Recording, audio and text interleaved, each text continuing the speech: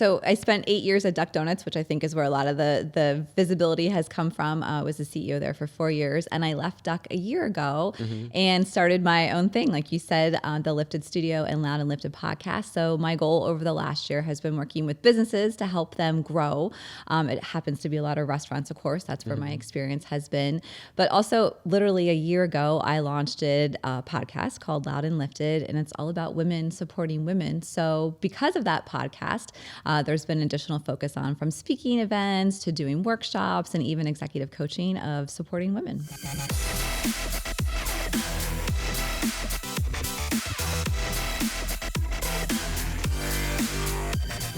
Welcome back to the Lead Lamp Podcast. This week we have Betsy Hamm from Lifted Studio and the Loud and Lifted Podcast. It's great to have you on. Thank you for having me. Great to be here. A few weeks ago, we were at an event in the evening with you, with like a local vendor that sets up a marketing summit kind of thing. And your story is incredible. I think everyone has heard your story if you're in Central PA, but if not, give us like the really shortened version. Obviously, people can find out more about you on your own website and everything, but kind of introduce yourself and give us a little bit of what you're up to lately. Absolutely. So I spent 8 years at Duck Donuts, which I think is where a lot of the visibility has come from. I was the CEO there for 4 years, and I left Duck a year ago and started my own thing. Like you said, the Lifted Studio and Loud and Lifted podcast. So my goal over the last year has been working with businesses to help them grow. It happens to be a lot of restaurants, of course. That's where my experience has been.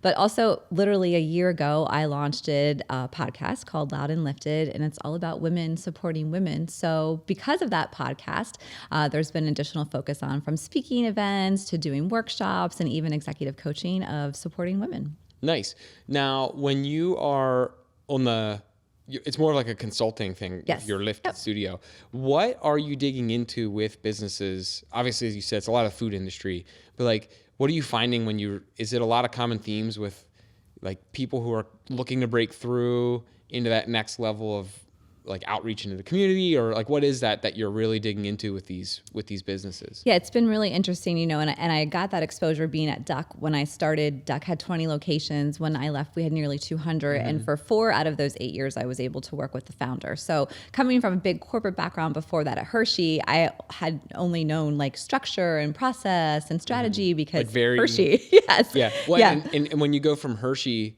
where it's like, no, there's a procedure probably for everything. For everything. And then you go to like a smaller business and you're like, there's no procedure. Okay, well, we're going to have to figure this right. out. And it's actually probably more fun too, because you're like, let's dig in and figure this out. Yep. And corporate gets a bad rap because there is so much structure and process and procedure, and there's layers, and it takes forever to get anything done. And that's the reality of a big corporate organization. So starting at Duck, where there was nothing, I was like, okay, well, we have to build some of this, but we don't want it to be so many layers and so much corporateness. When sometimes you find stuff and you're like, ooh. Yeah. Well, we're going to fix it now and move forward. Right. We got to just get it over with. Exactly. Yeah. And, in starting at Duck, we didn't have job descriptions. We didn't have titles. I mean, it was just very startup feeling. When I remember from the other evening, you were saying like, it was family. You're bringing family into it. You're bringing whoever you need to just get stuff done. Yep, absolutely. Yeah. You're so busy getting stuff done, and at some point you have to stop and take a minute and be like, okay, where are we trying to go and how are we trying to get there? So going through that process at Duck and being like, okay, now that I've done that, certainly made some mistakes, but understanding growing pains. It's so hard to continue to grow a company when it's happening so fast. And that's where I realized is my wheelhouse. So going to work with, it's been mostly founders who, they could have 20 locations, they could have 120 locations, but they're hitting these growing pains because their structure needs to change, the people need to change, they need to have more process.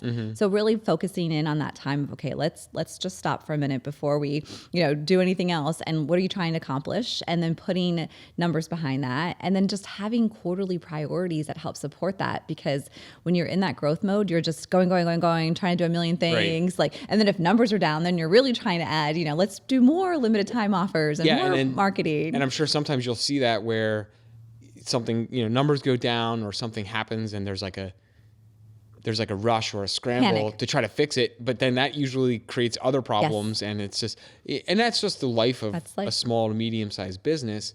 And when you go into like the polar opposite is that when you go into a corporate world, there's procedures built for those things. It's just when you're in that, when you're trying to go to the next level, sometimes there's a lot of scramble that things get left in the wake. Yeah. You're trying to get done. You're trying to make progress, and it's all for the right reason. And sometimes even having that outside perspective of saying, okay, wait, time out. What are we trying to do here? Right. And if sales are down, like, let's look at the data that you have. You know, there's a gut reaction. It might not always be because so-and-so did something. Right. It could be, you know, there's an economic part of it to look into. There's, you know, there's factors that are outside your business that, you know, the weather might have been bad or whatever it is. So yeah, it's interesting, especially when you talk with business owners, because they are usually trying to find the problem right away. And sometimes it's not always that clear. Right. Yeah. And then they're almost doing too much. And I've seen that more times than not. I'm just working with a brand right now where their sales are down. So they started doing all these new programs and all these new products. And so you can't do anything well. Like the team's not able to execute because they can't focus. Well, and sometimes,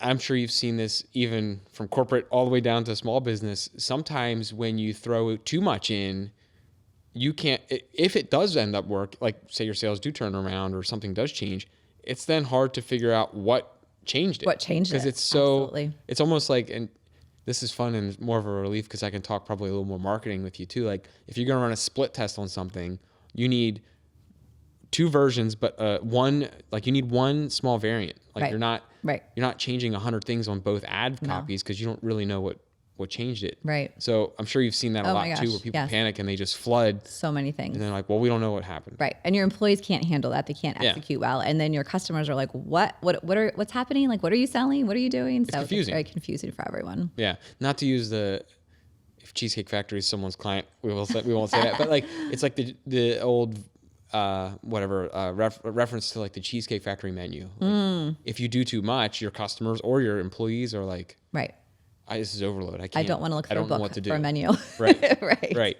That's interesting. So, you had talked about when you took Duck, and I told you before we started, we're not going to go too much into donuts or a Hershey or anything you did in the past, but, when you were at Duck and it went from 20 to, 200 plus locations, I think you were saying, was there ever a feeling of, or how did you combat that feeling of like, this company's either outgrowing me or I'm outgrowing that position? Did you ever have to feel like, oh boy, like, was I set out for this? Is this almost not imposter syndrome, or maybe it is that, but absolutely. Like, did you ever have that feeling where you're like, 100%. Gut check moment. And just generally the hardest part, I think, for growth when in a company like that is the people piece. So whether for you personally, whether you're coming into the company in a leadership position or even you're the founder, right? That happens to founders. They think like, okay, this has grown bigger than I am. But then even when you're building a team, that was a constant struggle, that somebody who maybe was a good director of ops when there was 50 locations isn't really a good director of ops when there's 200 locations. And it's not that person did anything wrong. It's just that the role continues to grow, and it's like you keep moving the goalpost away from where you're telling your team to be.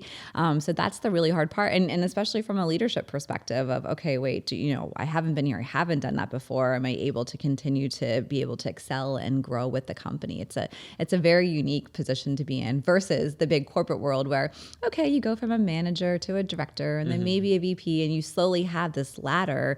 I mean, this ladder is growing quickly and in various directions when you're at an emerging company like that. Right, and there's probably a lot of times where you're making decisions on the fly. Oh yeah. And you're like, well, that's what's right today. Right. So we got to do that right now. Exactly. And then tomorrow, that might not be the right thing, but it's what we have to do in the moment. Right. And it's funny going from an old company where you'd hear an old company that's been around forever. Oh, this is how we've always done it. Or this, you hear that a lot, obviously in older, bigger companies, but in an emerging company, there isn't really that, well, this is what we've always done, because we haven't been doing anything. Like we're figuring this out as we go. So it's a very the other weird funny place. one to hear, and I'm sure you hear this when you're like consulting or meeting with businesses now, is like, well, that doesn't work for us. Yes. Where you're like, well, yeah, or that doesn't work for our type of business. That's my favorite thing, because everyone thinks their business is like unique. Different. But you're like, well, let's just take a break or take a step back and really evaluate this, because I'm pretty sure, like, in your gut too, you're like, I'm pretty sure you're not that different. Right. Like, this works.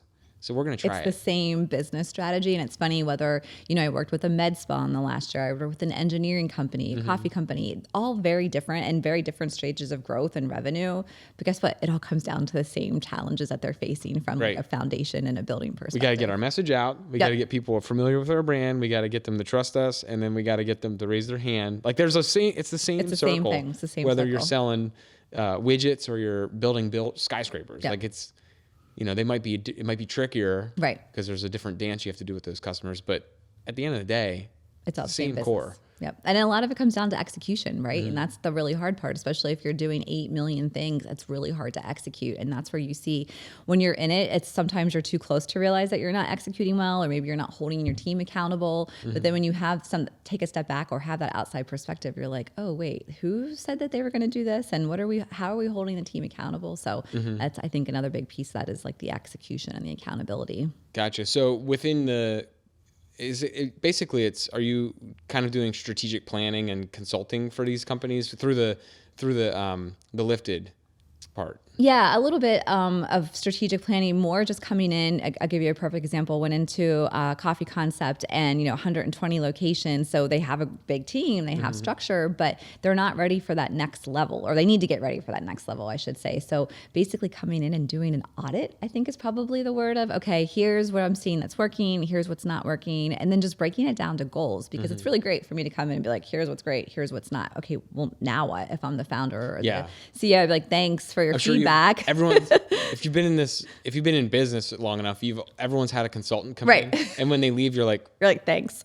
So what do I do with that? Right. Like that's the worst. That's then the worst. You just paid for something, and you're like, cool, I got this binder or this report, and I don't know what to do with it now. So it's breaking it down. It's breaking it down by company goals and by team goals, and then metrics. That's the other thing too. So, okay, we want to increase sales. We want to increase average check. Whatever those goals are, being very clear by company and by team, and then saying, okay, here's the first 4 things that we're going to do. Not 14, because again, going back to being overwhelming, but here's the first 4 things I think you need to do, and here's how I can help support you. It's kind of like, did you ever read the Traction book? Yes, yeah. I love Traction. The rocks. Yes, or the quarterly rocks. 100%. It's very much like that, where it's like, okay, well, yeah, there's all you go through the issues section, which is always a fun exercise. Yep. Like the issues section, when we did that as a group, was like, okay, well, because we opened it up to the larger corporate side of our business side, where it ended up becoming like a sounding board for everyone's problems. And we're like, no, this is not those. We're talking like bigger issues. But either way, the rocks is basically what you're explaining, where 100%. You go through the issues and you're finding these things and you're building your rocks for people to carry for the next quarter or the next 6 months. And rather than making them drink from the fire hose where they're like, this is too much to carry at once, you're giving them like 3 or 4 things. And then after that, we'll do the next 3 or 4 things. So you're like cascading those tasks. Cascading it, absolutely. Yeah, and you're exactly right. It's Traction. And it's funny, we did that at Duck. It was a couple years ago. And it does make such a difference, because you do have to get focused. You have those metrics. Someone's asking you about them on a regular basis. And then there's one person who's accountable. And that's really hard for a lot of teams, because so much is collaborative, which is great. Like a new website. Okay, that impacts marketing, that impacts ops, that impacts IT. Okay, but who's responsible? Like, who's the one person's name you're going to put on that rock that's going to be done in a quarter? And did you, when you went through Traction, did you do that with Duck? Yes. Or so when you went through that, did you have a hard time like putting the people when you did the accountability chart? That was like, because you really got to think, especially when you're going from an organization that has a lot of shared duties, and you're like, no, like you really got to start to categorize what these people are doing. Right. And maybe that person has to stop doing that. Yep. It's tough. Especially if that person's owned it for a little while. Absolutely. It's an interesting exercise. It makes you be really disciplined. And it's really hard, again, because you're trying to do the right thing. You're trying to increase sales. So there's just so much, but it makes you be disciplined and do what you're doing really well. It is. I think that book is so good for the businesses that are trying to break through to the next level. And they have a lot of people that have been doing roles and tasks forever. And it starts to make them look at like, well, that job's really over here on accounting side. Right. So you need to flip that over just here. because you were good at this or you did this. Right. You inherited that 5 years ago when we didn't have this department. Right. So we need to transfer it. And this doesn't need to, we're not turning this into the attraction. No, podcast, but I do promote that. Yeah. And the team meetings, even how you run meetings, right? We all get into that cadence of let's just get together and give updates. Well, I can read your updates. So how do we, when we have that time together as a team, especially a leadership team, how are you maximizing that time and holding people accountable and problem solving the whole idea? So yeah, it's definitely, I think, a game changer. Okay. Well, we'll get off traction. Okay. Well, side note, the other good book was we did that one, Joe, was the Working Genius book. Oh, Patrick, okay. have you done that one? No. Patrick Lencioni. I think I messed his last That's his name up. name. Yeah. I know who you're talking about. He has a bunch of books out. There's like Death by Meeting and all these other ones. The 5 types of working genius. Like, you got to read that one. Okay. It's a quick read too, but then when you go into an organization, you'll probably start to see like, Ooh, okay. okay, that person's this, this category, and that person's that category. But it basically helps you identify like, okay, these people they like this type of work, or they like this is that type of personality. And that's just why they don't do that. Right. They don't do well with this. And it really lets you kind of like sift out where people sit. Okay. You should check that one out. Definitely check that out. Anyways, this is Can you get this sponsored by these two? I know. This is the books podcast. Right. All right, let's get back on track. So you're helping businesses kind of take a look inside, slow down for a minute, and kind of map out where they're going to go in the next probably 6 months, year, whatever their goal is. Exactly. What's like, especially now, because you can help and you can then kind of take a step back. If they have questions, I'm sure you can jump back in. But what's the most rewarding part about that now? Because you're not really like in the CEO seat. You are for yourself, but like you're coming in, you're observing what's happening. You're taking a look at everything, but then you're not just giving guidance and walking away. So there has to be something rewarding too of just getting in the trenches with these businesses, figuring it out, and then seeing them make those changes. Yeah. And it's funny because in the beginning, I was used to being in charge. And if I thought something was a good idea, and I wouldn't go against my team, but like if I thought something was a good idea, I'm going to do it. So, now I can give advice to a founder or CEO that I think is the right thing to do. And sometimes I know it's the right thing to do. And they can be like, we're not going to do that. Like, but what are you doing? So that's been a shift of understanding, okay, you got to prove my case, give them the data when there's data, but then at the end of the day, it's their business. They have to make the decisions. But when you see them make the decisions or, go down a path, it is pretty rewarding. And especially sitting there, listening to them to say about the struggles they're going through and being like, oh my gosh, I totally have been here. I totally have done this. This is completely normal, right? We did the same thing. So I think giving them that sort of understanding, like, look, you're not the only one. This is normal. You've probably even seen them do what you've done, where you kind of reject the idea in the beginning and they're like, we're not doing that. And then like slowly they start coming around and they're like, wait, what about that thing you talked about? Or like they start to come around to the idea later. I'm sure you've seen that plenty of times where initially the wall goes up. And then after you've talked about it a couple of times or you've let them kind of sleep on it, they come back around. They're like, hey, remember that thing? Yes.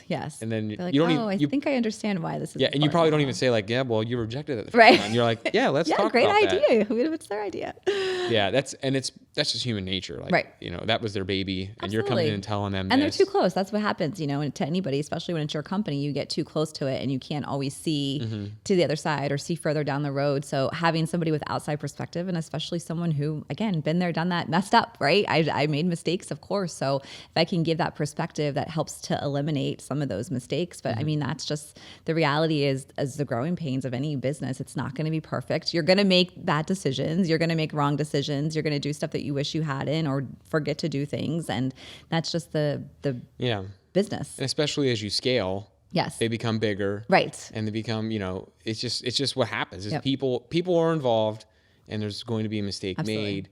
It's just about how you react to these things, and B, are you able to overcome them calmly? And like, you have to take a look at when people make decisions and realize like, okay, I appointed this person to do X, Y, and Z, or maybe you gave guidance for them to do the X, Y, and Z, and they're going to mess it up, but then now they're probably not going to do that again. Right. Like, right. they're going to learn, and they're going to get better from this. Absolutely. Yeah. And it's been interesting too, because so much goes back to the foundation, even of, a company that's been around for 10, 20 years, going back to the foundation. And the first part is the brand clarity, because again, sometimes we want to change too much, or we want to be all things to everybody, but let's be really clear about who your brand is and who your customer is. And don't tell me it's everybody.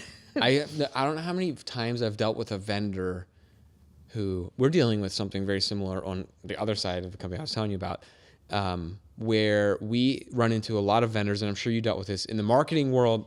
I think it's rampant, where there's a lot of like software service platforms in the marketing world that are everything to everybody, and they're not really good at like one thing. So it might be email communications, or your CRM, or managing a phone system, or whatever, those different things. And you're like, well, these companies, they do everything, but they're not really good at the one thing I'm looking for. Right. And what I would rather even partner with on the vendor side is, I want to deal with the best person for that. I don't need them to be the Walmart. Yep. I need them to be really good at that precision thing that I need. And I think that's good to also think about with your own business, not just with people who you're interacting with. Right. Yeah, and know who you're talking to, because that's going to change how you show up, what you look like, how your messaging is, what you're selling to them. So you can't say everybody, because you can't talk to everybody. And if you're spending money, you really can't spend money against everybody. So right. Yeah. Some brands, you're just going to lose the battle on the either when you're spending money, whether it's spending money to out advertise or out gain your competition, or the other side of it. I'm sure maybe you've seen brands like this where their race isn't to spend the most money. Their race is on the retail side, where you can't go lower than they can on pricing. That's a little different world, but we've had some stuff with e-commerce in the past. Like I've had experience with some of those in the past where, we're trying to compete with Amazon on something. Oh, right. And they can drop down to the penny. Sure. And I just can't do that. You can't do that. Right.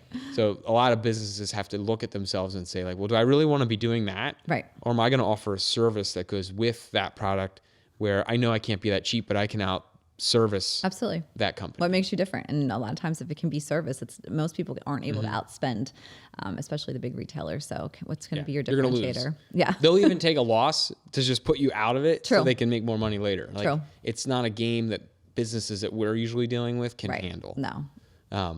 That's a dangerous game to play. Absolutely. And it's not a good long-term game to play. No.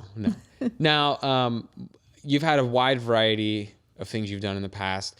What is like one thing in all your roles that you've had that you've carried with you through what you're doing now that you just try to tell other business owners or other business leaders that like, of all the things I've done, the one thing I've learned is just like, you got to do X. Ooh. And on a personal level, like if you and I were just getting coffee and I'm coming to you with a problem or whatever it is, I need help with something. Like at the core of what you do, there's just like a principle. Yeah, I think the biggest thing is who you surround yourself with. And, as you're building a team, maybe your team's only one person or two people, or maybe it's 10, but as you build that team, you have to have the right people on your team. And as we talked about, if you're growing quickly, that may change. And it's making those hard decisions, how and when you change and what you need to surround yourself with. But, that was probably one of the biggest struggles, was because of the change and what we needed in the people. And you need to bring in people who fit your culture and who you like, genuinely who you can, spend your days with working. So, I think that we talk about culture, we talk about people, we talk about professional development, but it's like, how do you make that actionable and know that that's going to make or break you? That's going to make or break your business. Yeah. And if you have, like you said, if you have a small team, you might not be able to pair yourself with other team members. Like you might not be able to hire 10 team members and make sure they're the right person. But then that team, like your team, could be just people that you have good connections with. Like people, when you're saying team, it doesn't mean to go out and hire 8 people for your team, because that might not be feasible for your business. But reach out to someone that you have that's a mentor, or find a mentor, or just find someone that could be a sounding board for things. Absolutely. I know in my side, on the digital marketing side, it's changed so much since when I started. When I might not look it, but when I was doing that, like I remember dealing with phone book reps. Like you're not old enough for that. Might surprise you, but like my first handful of years, we were buying. I was in a different different industry right now than I am now, but we were buying like the whole double page phone book ads, and we were dealing with the magnets you stick on the outside of the phone book. And like, I've gained a lot of connections that through, even back to then, like I can remember names of people. I don't even know if they're probably not even still, they might be retired, but either way, like you gain a Rolodex and I'm old enough to have used a Rolodex. You gain a Rolodex of just people you remember. And some of them I've reached out to now 10 years later, like, hey, like, are you still doing that? Cause we need help with blank. And so it's nice to have a deep pocket of just people you can not lean on, but they're there. Absolutely. Well, and that ties into the whole networking and the whole circles, right? And it might be a decade till you reach out to that person again, but like they're still there. Yeah, the importance of networking and getting out there and getting to events and just starting to make those touches with people that you can call on when you need, and then kind of going to that next layer of that circle of to your point, who are you surrounding yourself with, and who's in your circle that can help support you, and you're supporting them too. That's, I think, the thing about circles. It's a two-way relationship. Yeah, and it doesn't always have to be. I think some people are worried when you hear the word networking, like I got to go every day to a thing, and I got to like. You don't have to do that. No. Like a lot of it, especially in today's day and age, a lot of it can be like. I met you at a mixer or something one night. We've dealt with each other once or twice in the meantime, but I just shoot you a text. Right. I'm like, hey, I got a question about this. Can we, get coffee and chat about this, or just via text or a phone call real quick? What do you think about, this? And I've done that with a number of people. Just, it doesn't have to be a big to do. The bigger events are great, but I understand some people aren't comfortable with that. So even using LinkedIn, and I know people get overwhelmed by LinkedIn, but going on there, same, definitely. But that's a great place to find people. So you want to find somebody who's doing what you're doing in another market that you can reach out to. And I did that when I first took the CEO role. I was like, I need to know more CEOs who are at companies bigger than mine. So I just started reaching out to people on LinkedIn, and 9 times out of 10, you get a response. They set up a call, you do a virtual coffee, you meet them at a conference when you're both there. And that's networking, right? It can be one-on-one. It doesn't have to go be, the chamber events are great, but some people I understand are not comfortable with that. So figure out those one-on-one conversations and just use LinkedIn. Like, people are going to respond to you. This is a made up stat, but I think like 80% of the people on LinkedIn are actually real people. Like, you've got them too, where you're just like, I don't even know. Right. Like, this person has messaged me every 2 hours. Right. Like whatever. And but for the most part, like you said, if we meet, I add you on LinkedIn, like you're still communicating with an actual person who wants to help or is, an expert in their industry. So like, just reach out to them. Worst they're going to say is no or ignore you. And then you're in the same position you are right now. Yep.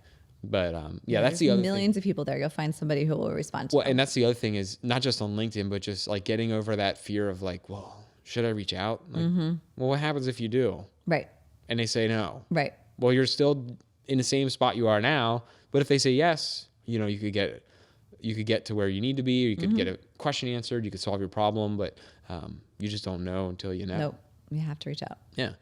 All right, let's switch to the podcast now. So you briefly mentioned the podcast. What obviously you gave basically the subject of the podcast, but what was like the most rewarding part about starting up that podcast and like just building basically another community around that as well? Yeah. It's funny because I just would always say, sometimes jokingly, like, oh, I'm going to start a podcast. I'm going to start a podcast someday. Everyone has a podcast. Everyone has a podcast, right? And so, last year I'm like, wait, I have more time. I'm going to start this podcast. And it was really around the fact that, there's a lot of voices about women in leadership and that's great, but there can never be too many. And just having that opportunity to like, let's have the real conversations that, is there a boys club? Yes. Do I care? Not really. Like that's not the issue with women. The issue with women is ourselves. So number one, having the confidence in ourselves to be able to put ourselves out there, raise our hand for the job, ask for the promotion, apply for a new position, whatever it is, build a new company.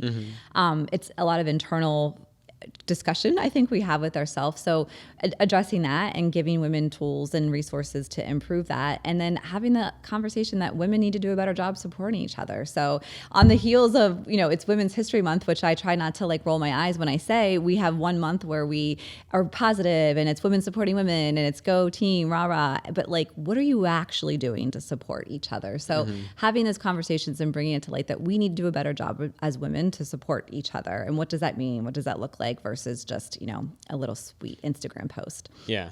Side note, I think that's like that, not just with that specific thing, but a lot of stuff you see in today's society. We're not getting into any I'm not touching any politics. I'm going to be saying this with the most vanilla approach I can. But there's a lot of that where you see like, oh yeah, there's a cause. Right. And then there's put a post up about it. But like, that's it. Like, what has that done? And like, other than making a bunch of noise, and I'm not trying to I agree. Any politics, but other than just making noise, like, it doesn't change. What did you do to help that person, or like whatever that outreach, a little bit of outreach, and extend a hand.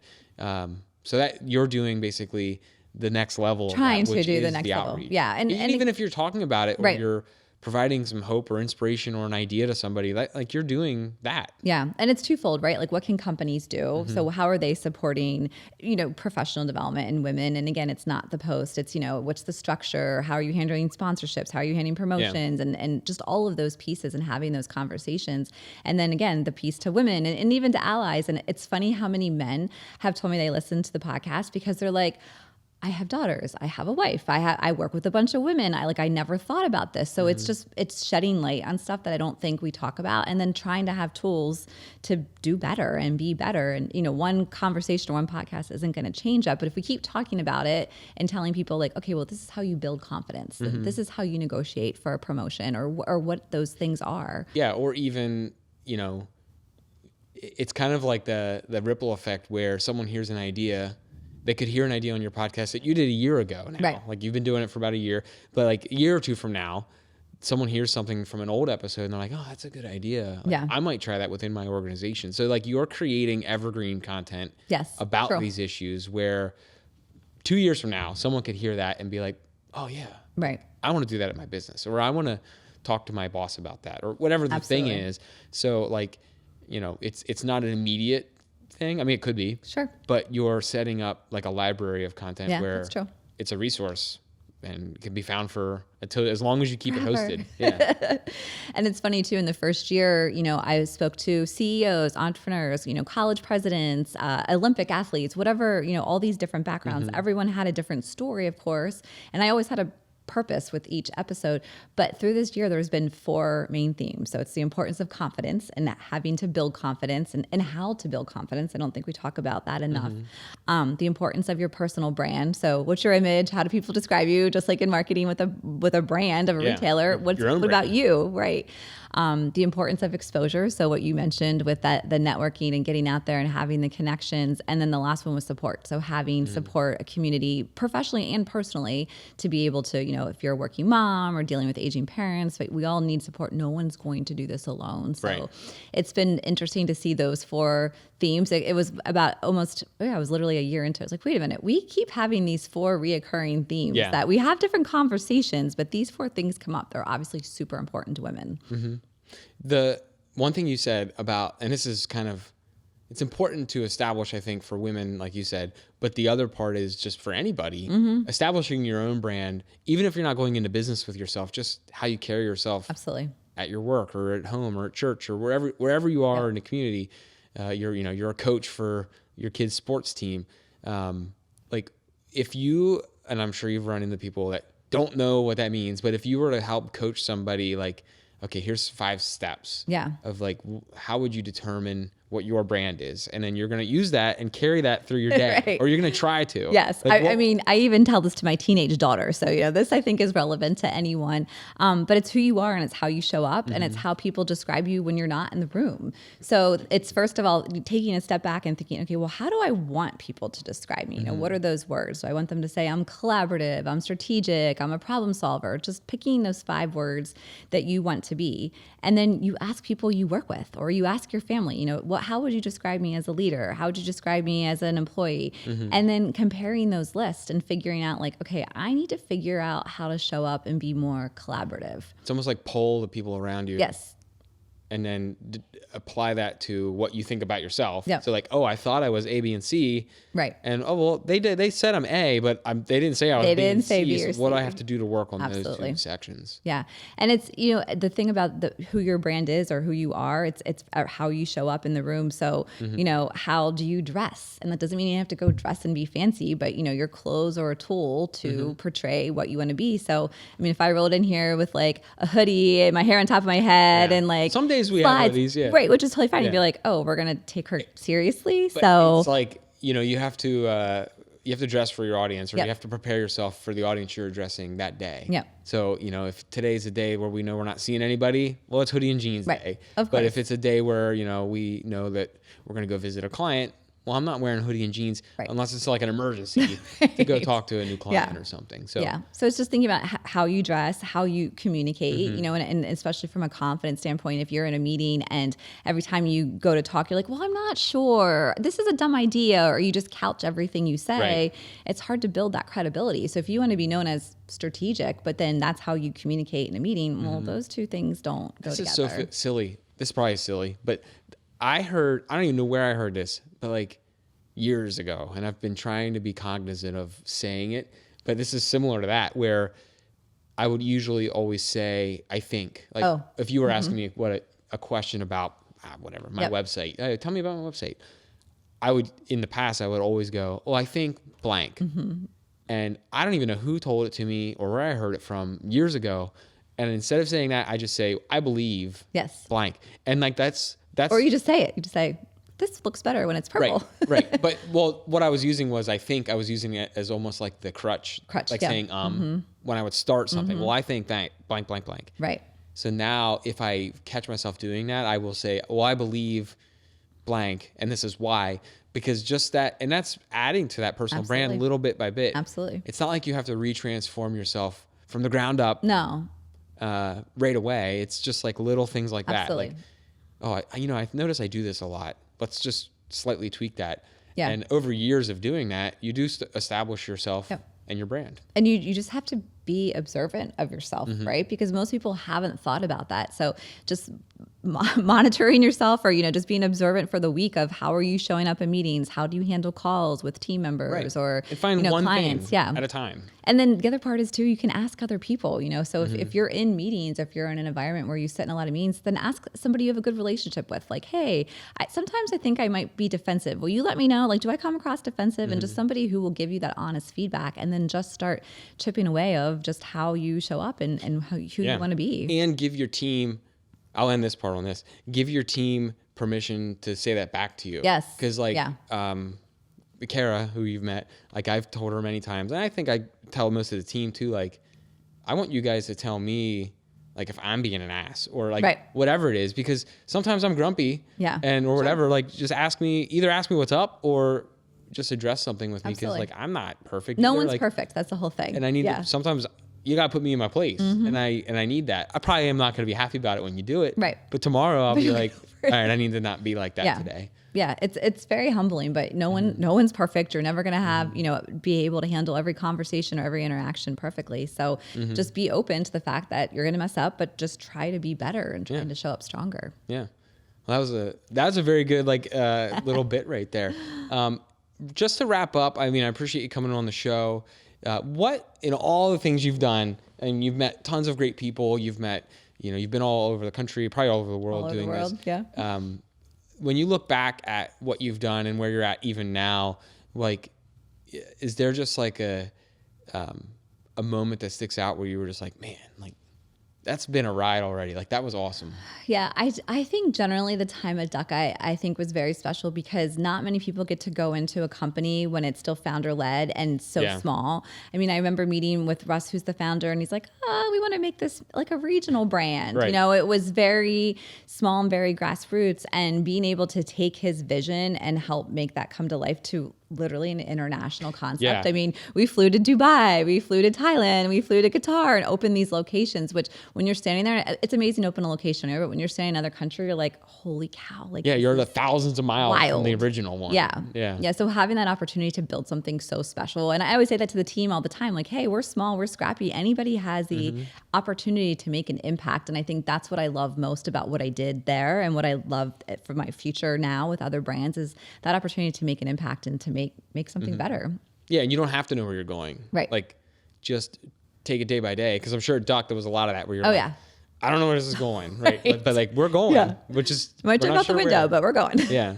But sometimes that's better, because you don't get in your way. Sure. Like, we got to grow. Yep. And that's the goal. Absolutely. Nice. Well, I thank you for coming on and sharing. Having me. If anyone wants to reach out to you for anything that you're able to help with, or has questions about marketing or their brand or anything, they can find your website. Absolutely. They find you on social media. You find your podcast. LinkedIn. I mean, LinkedIn. Back to LinkedIn. Connect with me on LinkedIn. Yeah. But we'll put all the links in the show notes, and you guys can reach out to Betsy anytime you want on there. Sounds good. Thank you. Awesome. Thanks for coming on. Thank you for having me. Thanks for watching. If you're interested in becoming a guest on the Lead Lamp podcast, or you need some help with some digital marketing services, make sure you give us a shout.